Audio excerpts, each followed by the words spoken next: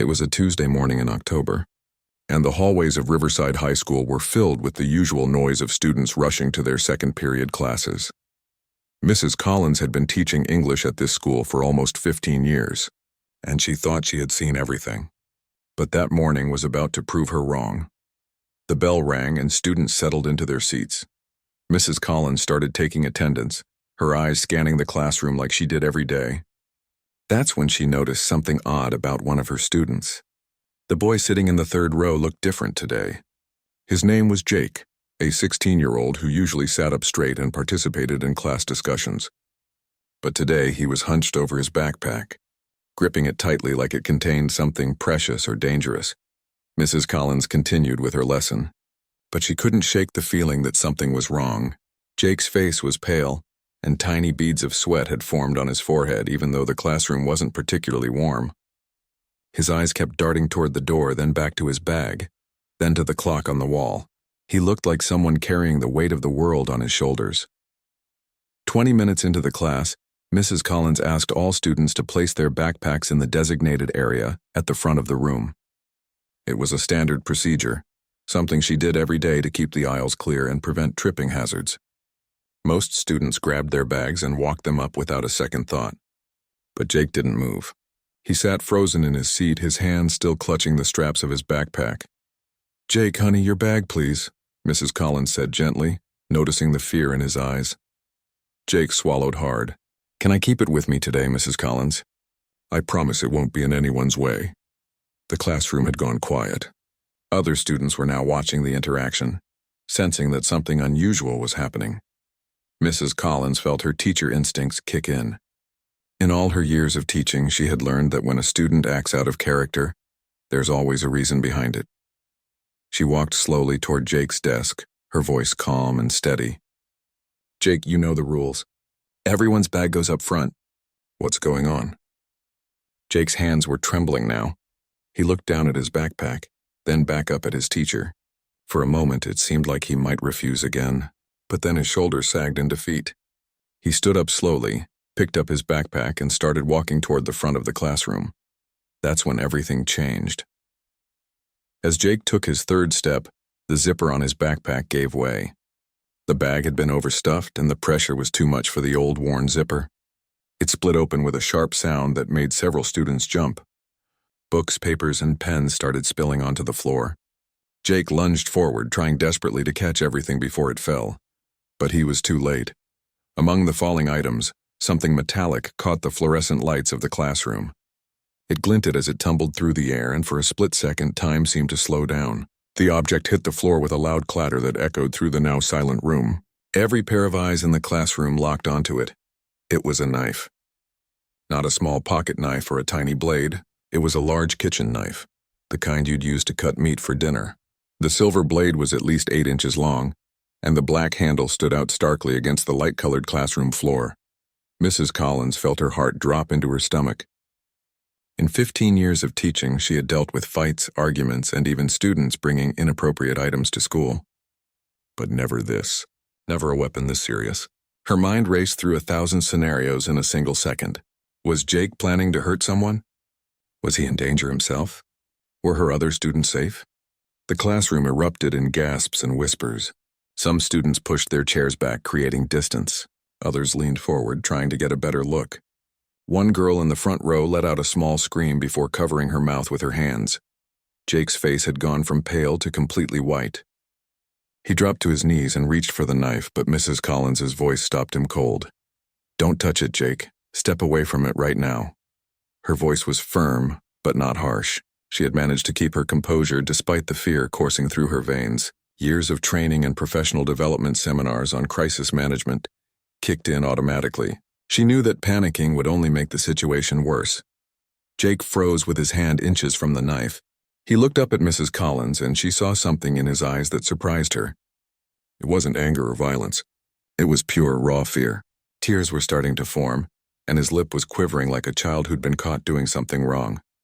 "Mrs. Collins, I can explain," he whispered, his voice cracking. "I'm sure you can, Jake, but not here. Not now." She turned to the student sitting closest to the door. "Amy." I need you to go to Mrs. Henderson's classroom next door and ask her to come here immediately. Walk, don't run, and stay calm." Amy nodded and slipped out of the classroom quietly. Mrs. Collins then addressed the rest of her students, her voice steady and controlled. "Everyone, I need you to remain in your seats and stay calm. There's no immediate danger, but I need you to follow my instructions exactly. Take out your reading books and start on Chapter 7. Quietly, the students obeyed, though their eyes kept drifting back to the knife on the floor and Jake, who was still kneeling nearby, his whole body shaking now. Mrs. Henderson arrived within 2 minutes, slightly out of breath. She was a younger teacher, only in her 3rd year, and her eyes went wide when she saw the knife. Mrs. Collins moved close to her and spoke in a low voice. "I need you to supervise this class. Keep them calm and keep them in their seats. I'm taking Jake to the principal's office. Can you handle this?" Mrs. Henderson nodded quickly, though her hands were trembling slightly. Mrs. Collins turned back to Jake. "Stand up slowly, Jake. Leave the backpack and everything else right where it is. You're going to walk with me to the hallway. We're going to do this calmly and quietly. Do you understand?" Jake nodded, tears now streaming down his face. He stood up, his legs looking like they might give out at any moment. As they walked toward the door, Mrs. Collins could hear him trying to stifle his sobs. Once they were in the hallway with the classroom door closed behind them, Jake completely broke down. He leaned against the wall, sliding down until he was sitting on the floor, his face in his hands, sobbing uncontrollably. Mrs. Collins knelt down beside him, maintaining a safe distance but close enough to speak quietly. "Jake, I need you to take some deep breaths. Can you do that for me?" Between sobs, Jake tried to breathe. It took a full minute before he could speak. "I'm so sorry, Mrs. Collins. I'm so sorry. I wasn't going to hurt anyone. I swear I wasn't. I just forgot. I forgot it was in there." Mrs. Collins's mind was spinning. "Forgot? How do you forget you're carrying a large kitchen knife?" But she kept her voice calm and professional. "We're going to figure this out, Jake, but right now we need to go to Principal Davidson's office. Can you walk?" Jake nodded and pulled himself to his feet. They walked down the empty hallway together, their footsteps echoing off the lockers. With each step, Mrs. Collins wondered what could possibly explain what had just happened. And with each step, Jake's crying grew harder, like he was walking toward the end of everything he knew. Neither of them realized yet that this moment, this walk down a quiet school hallway, was about to change not just their lives, but the lives of thousands of students across the entire state. The knife that lay on that classroom floor wasn't just a weapon. It was about to become the key that unlocked a conversation about student safety that was long overdue. The walk to Principal Davidson's office felt like it took forever, even though it was only down 2 hallways and up 1 flight of stairs. Jake's sobs had quieted to occasional sniffles, but Mrs. Collins could see him trembling with each step. She had sent a student ahead to alert the office, so by the time they arrived, Principal Davidson was waiting at his door. With a serious expression on his face, Principal Davidson was a tall man in his early 50s with graying hair and the kind of calm presence that came from handling crises for over 20 years. But even he looked shaken when he saw Jake's tear-stained face. He gestured them both inside and closed the door quietly behind them. "Have a seat, Jake," Principal Davidson said, pointing to one of the chairs in front of his desk. He looked at Mrs. Collins. "The knife? Still on my classroom floor. Mrs. Henderson is supervising the students." He nodded and immediately picked up his phone, speaking quickly to the school's security officer. Within minutes, Officer Peters, the school's resource officer, arrived to secure the weapon as evidence. The principal then made another call, this time to Jake's emergency contact number. Jake sat in the chair, his head down, his hands clasped tightly in his lap. He looked so small and defeated that Mrs. Collins felt a pang of sympathy despite the seriousness of what had just happened. This wasn't the behavior of someone planning violence. This was the behavior of someone drowning in guilt and fear. Principal Davidson sat down behind his desk and folded his hands. "Jake, before we go any further, I need to ask you a direct question. Were you planning to hurt yourself or anyone else with that knife?" Jake's head snapped up, his eyes wide with horror. No, sir, I would never. I wasn't going to use it here. I didn't even remember it was in my bag. I'm so sorry. This is all my fault."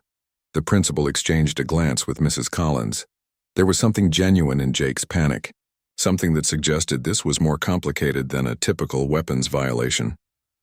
Then you need to explain to me why you brought a knife to school, Principal Davidson said, his voice firm, but not unkind. And I need you to tell me the truth because the police are going to be involved in this, Jake. Do you understand how serious this is? Jake nodded, fresh tears spilling down his cheeks. He opened his mouth to speak, but nothing came out at first. He took a shaky breath and tried again. It's because of my sister, he finally said, his voice barely above a whisper. Your sister? Principal Davidson leaned forward. What about your sister? And then, like a dam breaking, everything poured out of Jake. The words tumbled over each other as he explained, his hands gesturing frantically as if he could make them understand faster if he just moved enough. His sister's name was Lily, and she was 13 years old. She went to Parkside Middle School about 1.5 miles away from Riverside High. For the past 3 weeks, she had been walking to school alone because their mom's work schedule had changed. Their mother had recently taken a new job at Memorial Hospital as a nurse, and her shift started at 6 in the morning.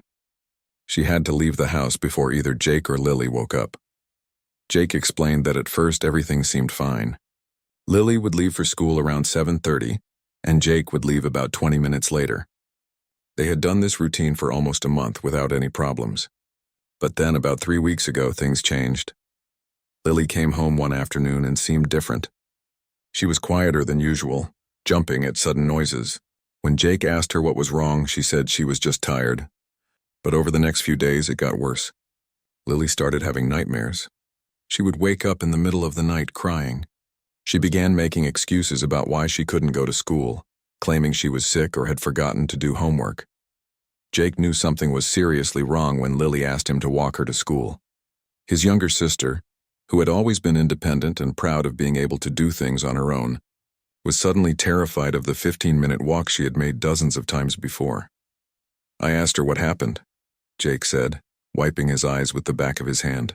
At first she wouldn't tell me, but I kept asking, and finally she told me everything.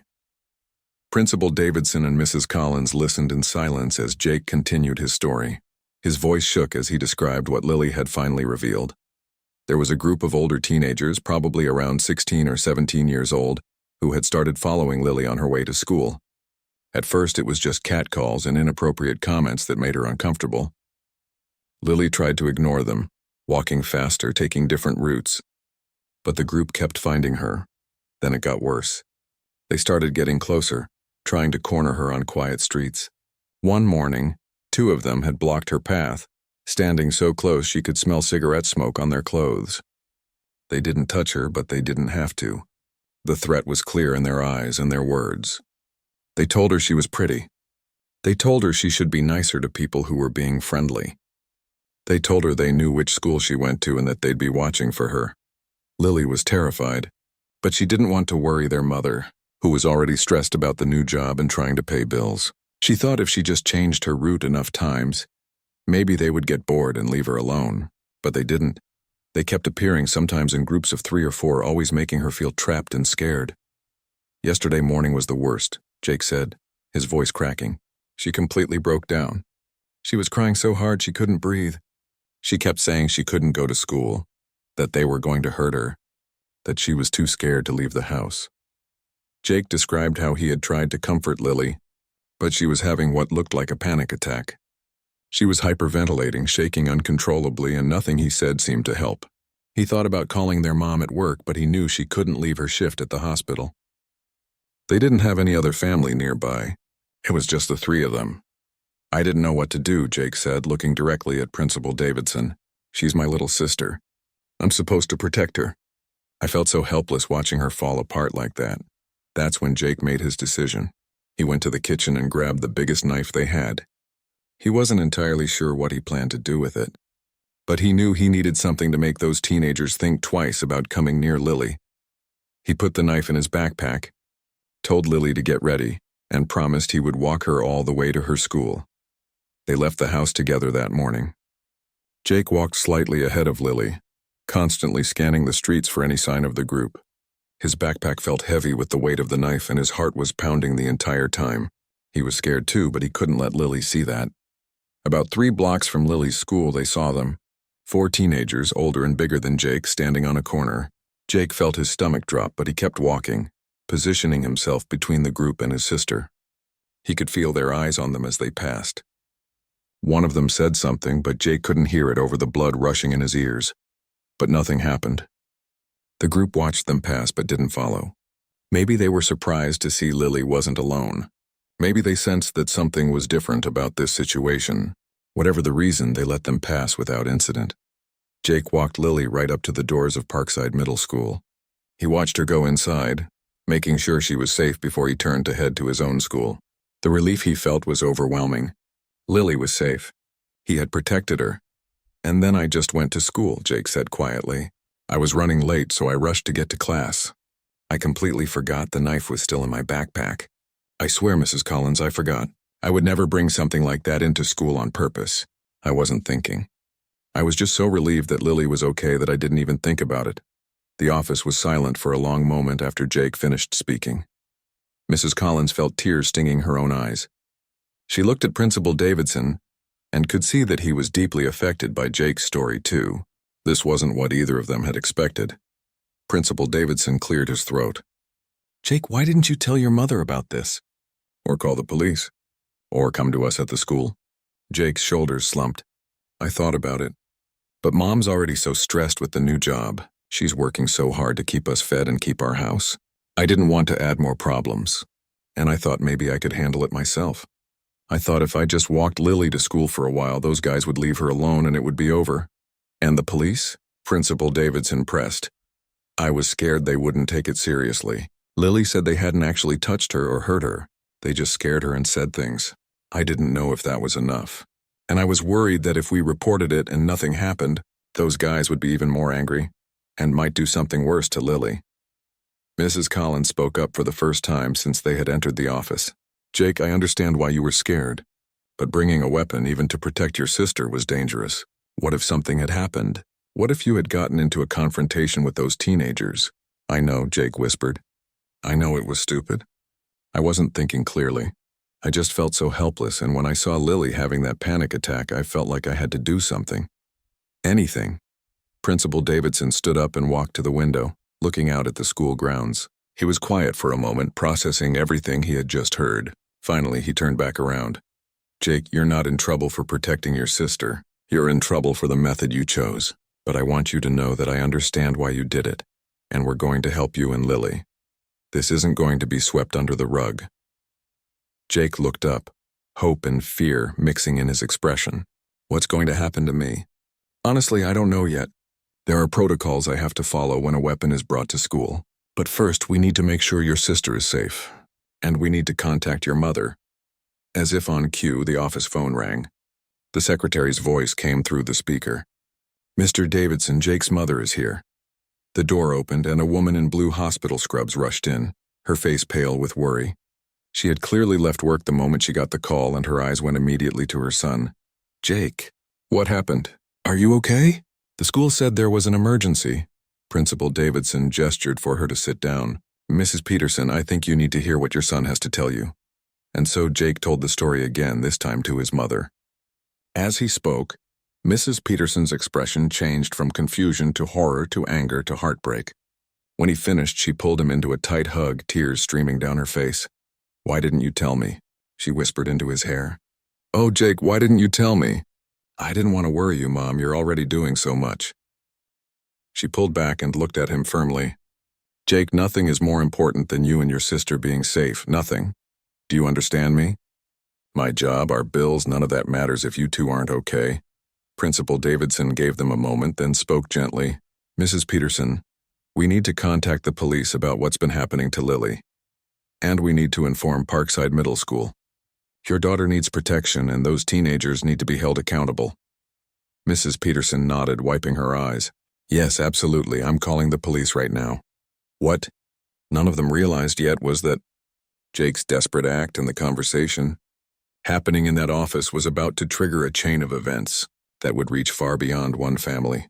The knife in Jake's backpack, intended as protection for a frightened little girl, was about to expose a much larger problem that had been hiding in plain sight. The police arrived at Riverside High School within 30 minutes of Mrs. Peterson's call. Two officers, Detective Maria Rodriguez and Officer Chen, listened carefully as Jake and his mother explained everything about the harassment Lily had been experiencing. Detective Rodriguez was a veteran investigator who specialized in cases involving minors, and her face grew increasingly serious as the story unfolded. "How long has this been going on?" Detective Rodriguez asked, taking notes in a small notebook. "About 3 weeks," Jake's mother said, her voice shaking. "But I didn't know until today. My daughter didn't tell me because she didn't want to worry me." "And you said this happens on her route to Parkside Middle School?" Officer Chen asked. "Do you know what these teenagers look like? Any identifying features?" Jake nodded. "I saw 4 of them this morning. They were all wearing dark hoodies. One had a red baseball cap. Another one had a tattoo on his neck like a snake or something. They looked older, maybe 16 or 17. They were standing on the corner of Maple Street and 5th Avenue. Detective Rodriguez and Officer Chen exchanged a knowing look. "That's gang territory," Officer Chen said quietly. "There's been increased activity in that area over the past few months. We've had reports of intimidation and petty theft, but nothing like this." Principal Davidson, who had been listening to the conversation, spoke up. "Detective, I think we need to contact Parkside Middle School immediately. If this has been happening to Jake's sister, there might be other students experiencing the same thing." "I was thinking the same thing," Detective Rodriguez said. "Kids that age often don't report harassment, especially if they're scared or think no one will believe them. This could be much bigger than one incident." Mrs. Peterson's hand flew to her mouth. "Oh my God, how many other children have been going through this?" The detective couldn't answer that question, but she promised to find out. Within the hour, she had contacted the principal of Parkside Middle School, Dr. Stephanie Walsh, and arranged an emergency meeting. Jake's mother left with the officers to go pick up Lily from school and take her to the police station to give a formal statement. Principal Davidson assured Mrs. Peterson that they would figure out Jake's situation at school once the immediate safety concerns were addressed. Before she left, Mrs. Peterson turned to Principal Davidson with tears in her eyes.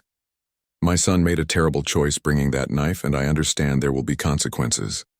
But please remember that he was trying to protect his baby sister. He was trying to be the man of the house when I couldn't be there." Principal Davidson nodded, his own eyes misty. "I haven't forgotten that, Mrs. Peterson. We'll figure this out together." As news of the incident spread through Riverside High, students and teachers began talking.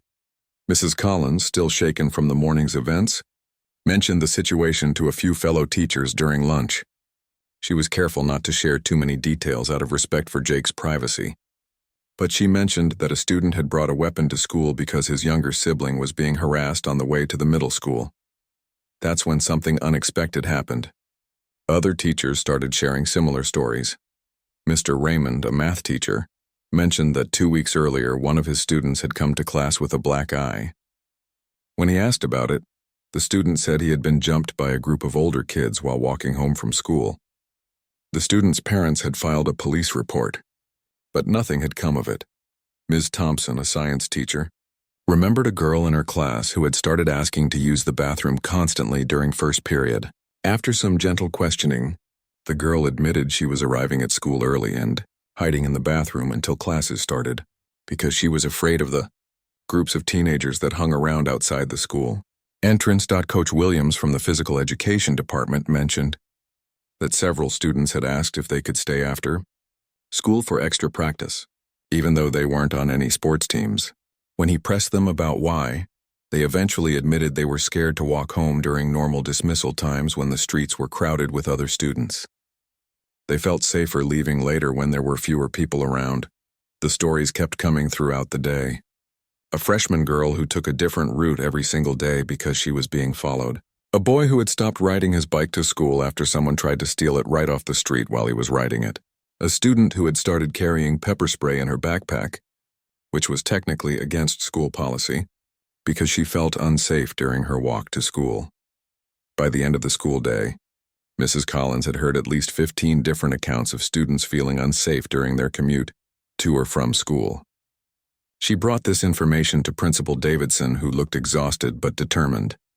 "This is bigger than we thought," he said, rubbing his temples. "We've been so focused on security inside the school building that we completely missed what's happening outside our walls." That evening, Detective Rodriguez called Principal Davidson with an update. She had spent the afternoon at Parkside Middle School, And what she found was alarming. After Jake's sister gave her statement, Dr. Walsh, the middle school principal, decided to conduct an informal survey. She asked teachers to quietly inquire if any students had experienced harassment or felt unsafe during their walk to or from school. The results were shocking. Out of approximately 800 students at Parkside Middle School, more than 70 students reported experiencing some form of harassment, intimidation, or threats during their daily commute.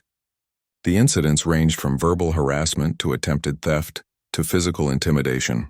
Some students reported being followed. Others mentioned being cornered or blocked on sidewalks.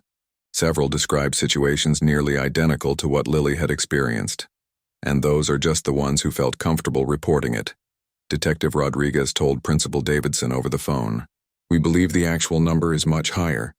Many kids are too scared to say anything, or they've normalized it as just part of walking to school. What about the group that was targeting Jake's sister? Principal Davidson asked. We've identified them. They're part of a small gang that's been operating in that neighborhood. We're working on arrests, but it's complicated because most of the members are juveniles themselves. The DA's office is involved now. But Detective Rodriguez had more news.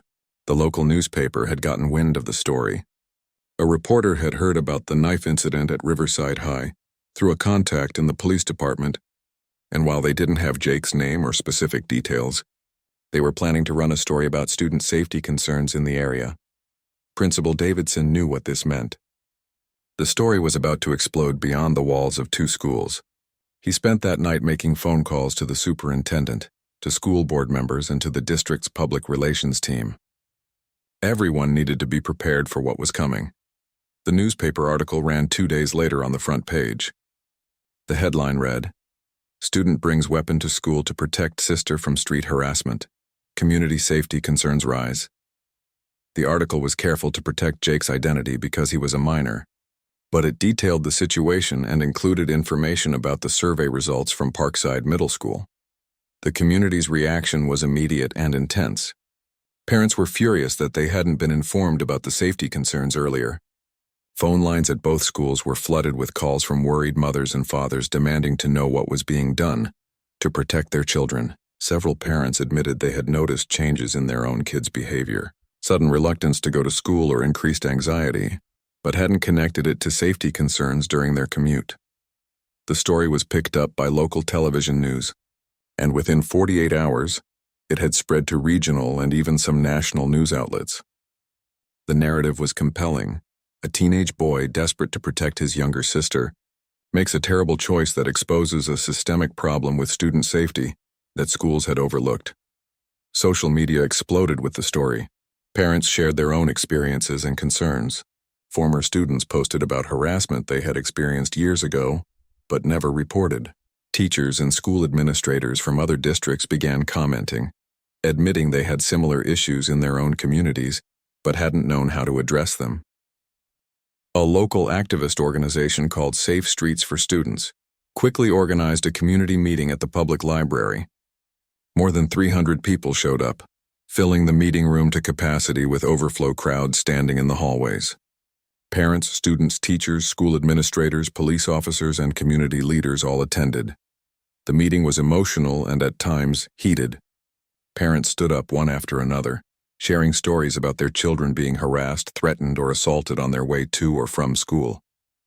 Several students, including some teenagers who were victims themselves, bravely spoke about their experiences. Their stories painted a picture of a community where young people didn't feel safe in their own neighborhoods during daylight hours. One mother broke down in tears as she described how her daughter had developed anxiety so severe that she was now being homeschooled because she was too frightened to leave the house. A father angrily demanded to know why the schools and police hadn't done more to prevent these incidents. A middle school student, his voice shaking but determined, asked the adults in the room why it had taken a boy bringing a knife to school for anyone to finally pay attention to what kids had been saying all along. That last question hung in the air like an accusation. It was uncomfortable and true. Students had been reporting feeling unsafe for months, maybe years, but their concerns had been minimized or overlooked. It had taken a dramatic incident, one that violated school policy and could have ended tragically, for the adults to finally listen.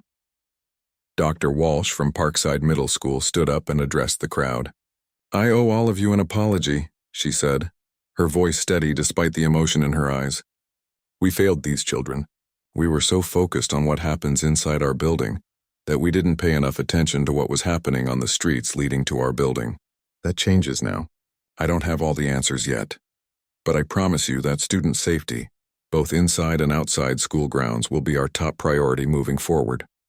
Principal Davidson echoed her sentiments, adding that both schools would be working together with law enforcement and community organizations to develop a comprehensive safety plan, but he was honest about the challenges they faced. "The area between home and school isn't technically school property," he explained. "We don't have jurisdiction over public streets and sidewalks, but that doesn't mean we can wash our hands of responsibility. These are our students. Their safety is our concern whether they're in our building or on their way to it." Detective Rodriguez provided an update on the investigation into the gang members who had been targeting students. Several arrests had been made, and the police department was increasing patrols in the neighborhoods around both schools. But she also acknowledged that enforcement alone wouldn't solve the problem. "We can't put a police officer on every street corner," she said. "We need a community-wide approach. Parents, neighbors, local businesses, schools, and law enforcement all need to work together to create safe routes for students." As the meeting wound down, a committee was formed to develop concrete solutions. It included parents, students, teachers, school administrators, police officers, and representatives from local community organizations. They agreed to meet weekly until they had developed a comprehensive plan. The local news covered the community meeting extensively, and the story continued to gain attention.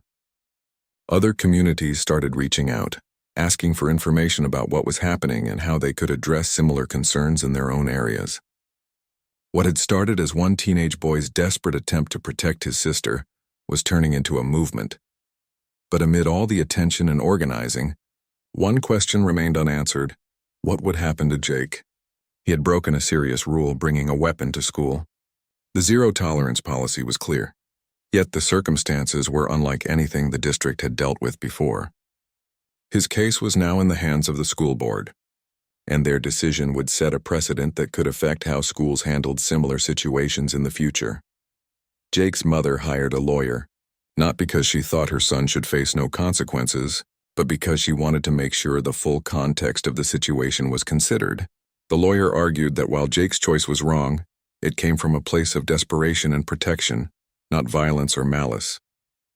Punishing him as harshly as someone who brought a weapon with intent to harm wouldn't serve justice.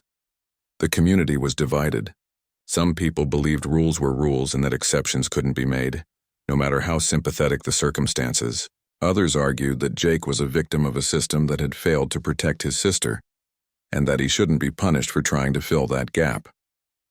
The debate raged in online forums, at dinner tables, and in coffee shops throughout the community.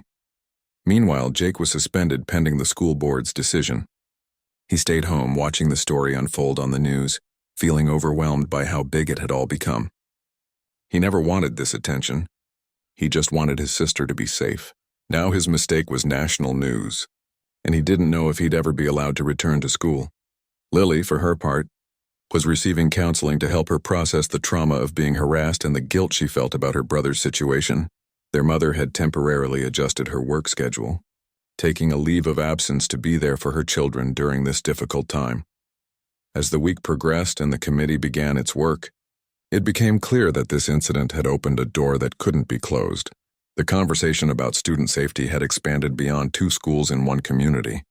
It was now a discussion happening in districts across the region and the state, and at the center of it all was a kitchen knife in a backpack and a teenage boy who made a choice that would change everything. The school board, meeting to decide Jake's fate, was scheduled for 2 weeks after the knife incident. In those 2 weeks, the community had transformed the conversation about student safety in ways no one could have predicted. The committee formed after the community meeting had been working tirelessly, and they were ready to present their recommendations. But first, the school board had to address the immediate question: what should happen to Jake Peterson? The meeting was held in the district's main auditorium because the regular boardroom couldn't accommodate the number of people who wanted to attend. More than 500 community members showed up. Parents, students, teachers, reporters, and concerned citizens filled every seat. with many more standing along the walls and sitting in the aisles. Security had to be called in to manage the crowd. The school board consisted of 7 elected members, each of whom had spent the past 2 weeks reviewing Jake's case, consulting with lawyers, and listening to input from the community. The board president, Mr. Thomas Hartley, a retired businessman with 2 grown children of his own, called the meeting to order. The room fell silent. "Before we begin," Mr. Hartley said, his voice grave, "I want to acknowledge that this is an unusual situation. We have a zero-tolerance policy regarding weapons on school property, and that policy exists for good reason. School safety is paramount.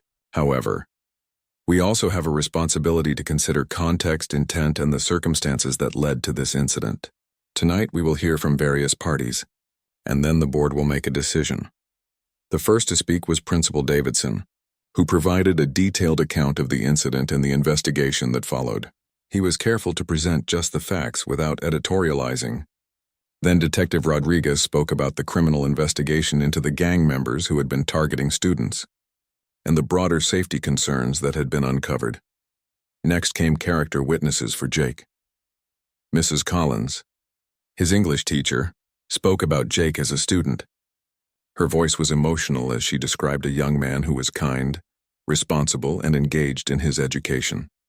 She talked about how he tutored younger students after school and had never been in trouble before this incident. "Jake Peterson is not a violent person," Mrs. Collins said firmly. "He's a protector. What he did was wrong, absolutely, but his intent was never to bring harm to anyone in our school. His intent was to prevent harm to his sister." Several of Jake's classmates had submitted written statements supporting him, and the board president read a few aloud. They described Jake as a friend who stood up for others, who helped people, who was always there when someone needed support. One statement from a student named Claire was particularly moving.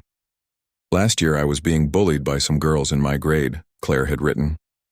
"They would make fun of me in the hallways and online. I felt completely alone. Jake noticed and stood up for me. He told those girls to stop, and when they didn't, he reported it to the school counselor and made sure I got help. Jake protects people. That's who he is. He made a mistake, but it came from a good place." Then it was time for Jake's lawyer to speak. She presented the argument that while Jake had violated school policy, the violation should be viewed through the lens of a young person trying to protect a family member in a situation where he felt the systems meant to protect them had failed. She cited similar cases in other states where extenuating circumstances had led to reduced punishments rather than expulsion. "Jake Peterson made a poor decision," the lawyer said, "but it was a decision made out of love and desperation, not malice or violent intent. Expelling him, marking his permanent record in a way that could affect his entire future, would be a punishment that doesn't fit the situation. We're asking the board to consider alternative consequences that hold Jake accountable, while also recognizing the unique circumstances of this case." But not everyone in the community agreed. Several speakers came forward to argue that rules existed, for a reason, and that making exceptions, no matter how sympathetic the circumstances, would set a dangerous precedent. Mr. George Patterson, a parent of 2 high school students, was particularly passionate in his opposition to leniency. "I understand that Jake thought he was protecting his sister," Mr. Patterson said, "but the bottom line is, he brought a dangerous weapon into a building full of children. What if that knife had fallen out during passing period instead of in a classroom? What if another student had picked it up? What if there had been an altercation? The potential for tragedy was enormous. We cannot overlook that just because we feel sorry for the circumstances." His argument resonated with some in the audience who nodded in agreement. The zero-tolerance policy had been implemented precisely to prevent weapons from entering schools, regardless of the reason. The fear was that if they made an exception, for Jake, where would they draw the line in the future? A school board member, Mrs. Linda Chen, voiced a similar concern. "I'm sympathetic to Jake's situation," she said, "but I'm worried about the message we send if we don't enforce our own policies. What happens the next time a student brings a weapon and says they had a good reason? How do we determine which reasons are acceptable and which aren't?" The debate continued for over an hour. The auditorium was tense, with community members clearly divided. Some wore ribbons in support of Jake, while others held signs demanding strict enforcement of school safety policies. It was clear that whatever decision the board made, A significant portion of the community would be disappointed. Finally, Jake himself was given the opportunity to speak. He walked to the microphone with his mother beside him, looking terrified and much younger than his 16 years. His hands shook as he held a piece of paper with notes he'd written, but he barely looked at it. "I want to start by saying I'm sorry," Jake said, his voice quiet but steady. "I'm sorry to Mrs. Collins, to Principal Davidson, to my classmates, and to everyone in this community. I made a terrible choice, and I understand why people are angry about it. I put people at risk even though that wasn't my intention." He paused, taking a breath. "But I also want you to understand what it felt like to watch my little sister have a panic attack because she was too scared to go to school. To see her, shaking and crying and begging me not to make her leave the house because she thought someone was going to hurt her. I felt helpless. My mom was at work. We don't have anyone else, and I didn't know what else to do." Jake's voice cracked, but he continued. "I know I should have called the police. I know I should have gone to the school for help. I know I should have done a lot of things differently, but in that moment all I could think about was making sure Lily was safe. I wasn't thinking about school policy or consequences. I was just thinking about my sister." He looked directly at the school board members. "If you decide to expel me, I'll accept that. I broke a serious rule, and I understand there have to be consequences. But I hope you'll also understand that I'm not a danger to anyone. I'm not a bad person. I'm just a kid who made a mistake while trying to protect someone I love. And I hope that counts for something." The room was silent when Jake finished. Many people were wiping their eyes, including some of the school board members. Jake's mother hugged him as they returned to their seats, and the board president called for a recess so the board could deliberate privately. The 45-minute recess felt like an eternity. People milled around the auditorium, arguing in small groups, speculating about what the board would decide. Jake sat with his mother and his lawyer, staring at his hands, trying to prepare himself for whatever came next. When the board returned and everyone took their seats again, Mr. Hartley, the board president, looked exhausted. He cleared his throat and began to speak. "This has been one of the most difficult decisions this board has ever had to make," he said. "We've spent hours deliberating, reviewing policy, considering legal implications, and most importantly, thinking about what decision serves justice, student safety, and the best interests of our entire community." He paused, and the silence in the auditorium was so complete that you could hear people breathing. "After careful consideration, the board has decided that Jake Peterson will not be expelled from Riverside High School." A wave of gasps and murmurs swept through the crowd, a mix of relief and objection. Mr. Hartley held up his hand for silence. "However," he continued, "there will be consequences. Jake will serve a 30-day suspension, will be required to complete 200 hours of community service with a focus on youth mentorship and safety education, and will be on probationary status for the remainder of his time at Riverside High. Any further violation of school policy will result in immediate expulsion. Additionally, Jake will participate in counseling to help him develop better decision-making strategies and coping mechanisms for stressful situations." He looked directly at Jake. "Young man, you made a serious mistake. But this board believes that your mistake came from a place of protection, not violence. We believe in second chances, but we also believe in accountability. We hope you will use this experience to become a stronger, wiser person who understands that there are always better solutions than taking matters into your own hands." Mr. Hartley then addressed the broader audience. "This decision should not be interpreted as the board taking weapons violations lightly.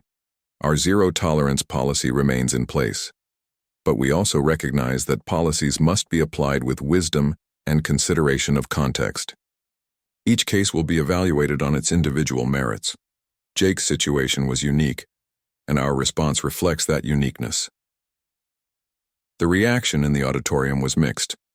Some people applauded, while others shook their heads in disapproval. Mr. Patterson, the parent who had argued for strict enforcement, looked frustrated but said nothing. Jake's mother was crying, holding her son tightly. Jake himself looked stunned, as if he couldn't quite believe what he'd heard. But Mr. Hartley wasn't finished. "There's one more thing," he said, and the room quieted again. "This incident has exposed serious gaps in student safety that extend beyond school property. The board recognizes that we failed Jake, his sister Lily, and many other students by not addressing these safety concerns sooner. Tonight, we're not just making a decision about one student. We're making a commitment to our entire community. He gestured to the committee that had been formed at the earlier community meeting. They stood up, carrying folders and presentation materials. Over the past 2 weeks, this committee has developed a comprehensive student safety initiative, Mr. Hartley continued. We're calling it the Safe Passage Program. The school board is committing funding and resources to implement this program beginning immediately. I'm going to ask Committee Chair Mrs. Helen Martinez to explain what this will entail. Mrs. Martinez, a parent and community organizer, stepped forward. She had been working almost non-stop since the committee formed, and her presentation was thorough and impressive. The Safe Passage program has 5 main components, she began. First, we're establishing designated safe routes to school with adult crossing guards and volunteer parent patrols. These routes will be clearly marked, well-lit, and monitored during arrival and dismissal times.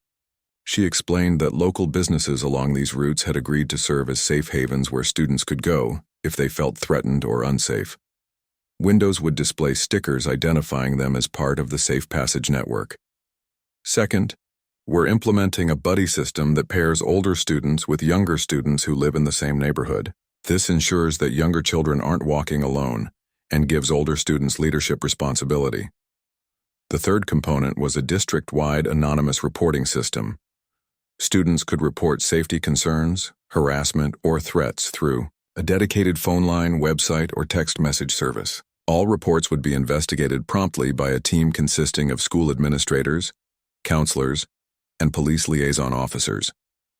Fourth, we're coordinating with local law enforcement to increase patrols around schools during arrival and dismissal times. Officers will have a visible presence in areas where harassment has been reported. The fifth and final component was education. The program included assemblies and classroom sessions teaching students about personal safety, bystander intervention, and how to report concerns. Parents would receive training on how to talk to their children about safety and recognize signs that their child might be experiencing harassment or threats. This program won't solve everything overnight, Mrs. Martinez acknowledged, but it's a start. It's a commitment from this community that our children's safety matters, both inside and outside school buildings.